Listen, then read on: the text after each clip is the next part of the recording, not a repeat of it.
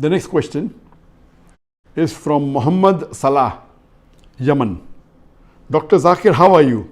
Alhamdulillah, I'm fine. If Prophet Muhammad, peace be upon him, was not the last of the prophets and messengers, you would have been our prophet at this age. Astaghfirullah.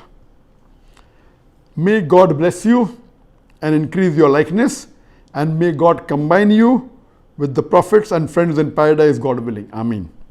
My question is, what is the most moving and convincing thing I can use to persuade non-Muslim people to make them accept Islam?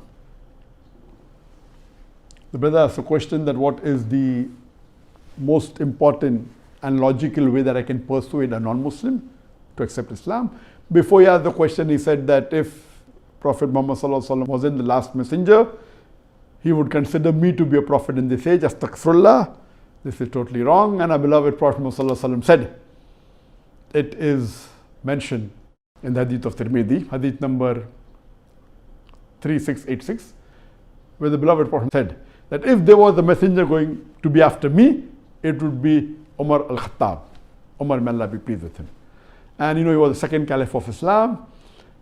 Of course, we know that the prophethood has ended, as Allah says in the Quran in Surah Azab, chapter 33, verse number 40, that Prophet Muhammad, Ma kana Muhammadun aba ahadim min rijalikum, that Prophet Muhammad, peace be upon him, is not the father of any of you men, walaki Rasulullah, but is the messenger of Allah. And he is the Khatmun Nabeen, he is the seal of the prophets. The prophethood has ended and Muhammad is the last and final messenger. And but natural, as the Prophet said, after him, if anyone would have been the Prophet, Hazrat Umar, may Allah be pleased with him. And there are various Sahabas. Today, no human being, not even anywhere close to any of the Sahabas, leave aside the Khulafah Rashidin, not to talk about Hazrat Umar, may Allah be pleased with him. Even the Sahabas, 124,000 Sahabas, no one today, not even me, nowhere are we close, even 1% to the Sahabas. The level that they are, that the best generation is the generation which was living at the time of the Prophet.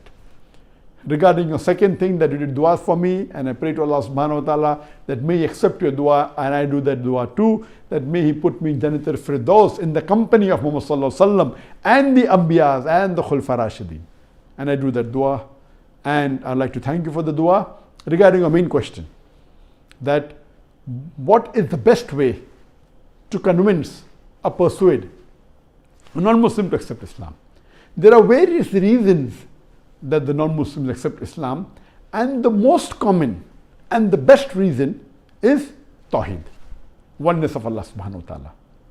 And that's what the survey said. My reply to the first question, the survey done in Mannheim University in Germany, that the people who are the most satisfied are the Muslims. And the reason is Tawheed. The oneness of Allah subhanahu wa ta'ala, the concept of God in Islam is unique. Though all the religions basically believe in monotheism. But Tawheed is not merely monotheism. It is far above that.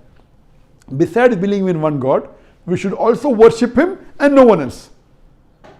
And if you hear my talk on concept of God in major world religions, I've given a section of the talk on Tawheed.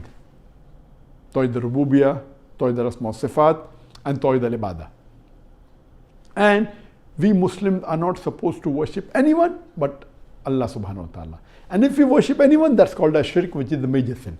So the maximum non-Muslim that they love is about the aspect of Tawheed, that Allah subhanahu wa ta'ala is the only one who's supposed to be worshipped. And He's alone.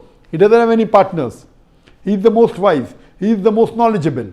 That is the number one. Then we have Salah, then we have other aspects. For more details, you can refer to my cassette on concept of God in major world religions.